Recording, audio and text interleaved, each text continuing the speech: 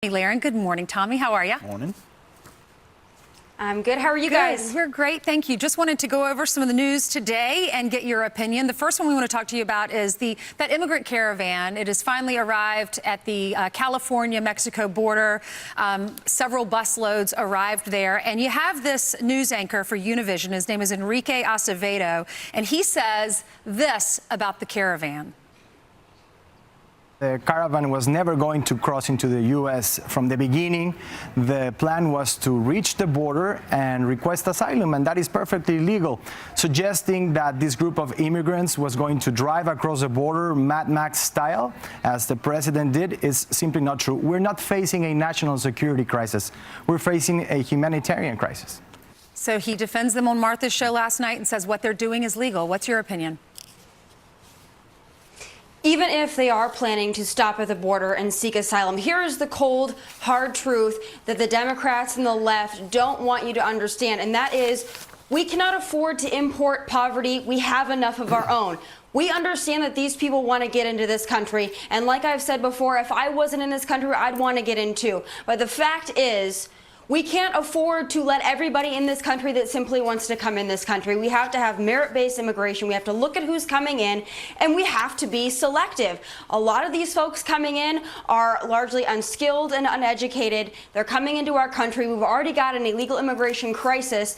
We need to pay attention to who's coming and who's knocking at the door. That's the cold, hard truth, and it might not make the left feel good, but it's the truth. All right, so we've got those two busfuls apparently going to ask for asylum. But Tommy, you know, the group of over 1,000 has splintered. Who knows how many may have tried to cross the border illegally, might already be here.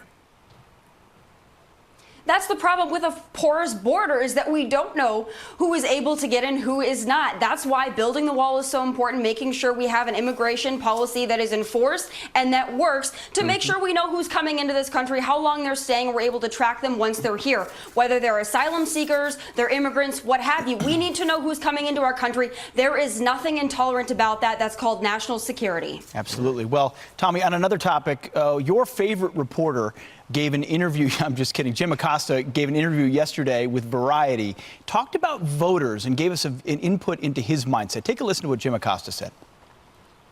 The problem is that people around the country don't know it's an act. They're not in on the act, and they take what he says very seriously, and they take attacks from Sean Spicer and Sarah Sanders and what they do to us on a daily basis very seriously. They don't have all their faculties in some cases. Their elevator might not hit all floors.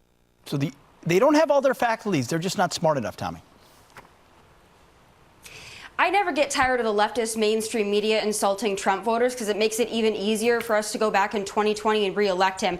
The more they tell us that we're stupid, the more we're going to go back and vote for Donald Trump. So thank you for the boost. And I would caution the leftist mainstream media because I know that they want to see a Democrat take it in 2020. So let's have a cautionary tale from one Hillary Clinton, who called us a basket of deplorables and also insulted our intelligence. How did that work out for Hillary? Okay.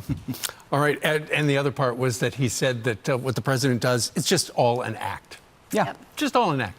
All right. Meanwhile, it sounds like John Legend was responding to a tweet with an AP report about a golf club apologizing for calling police on black women members.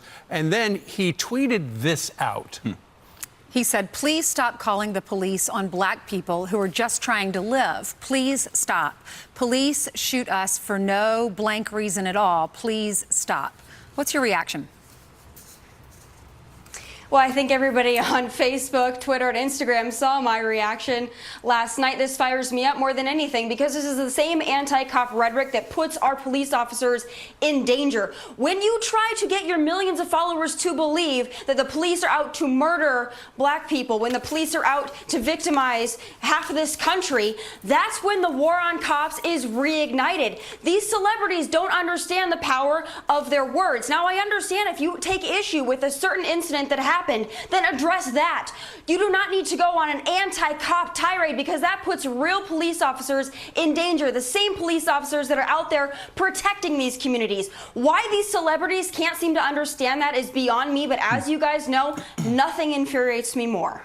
Completely unrelated, two more police officers in Dallas were shot on Tuesday afternoon yesterday. I think they were responding to a call at a Home Depot. The shooter was immediately taken into custody. Every day they put their lives on the line, and then you see people talk like that. Tomi Lahren, thanks for your time. Appreciate Thanks, it. Tommy. All right, Jillian has some headlines for us. Hey, Jillian. That's right. Good morning to you guys. Good morning to you at home as well. A cold-blooded cop killer says he's excited to walk away a free man. Herman Bell telling the New York Post that he feels good about being released from prison on Friday. It comes weeks after a state judge rejected an appeal filed by the widow of one of his victims to block his parole. Lawyers for the Patrolmen's Benevolent Association plan to file another appeal today. NYPD officers Joe Piagentini and Waverly Jones were lured and ambushed by Bell and two others in 1971. The former bodyguard of 9/11 mastermind Osama bin Laden is living the good life on the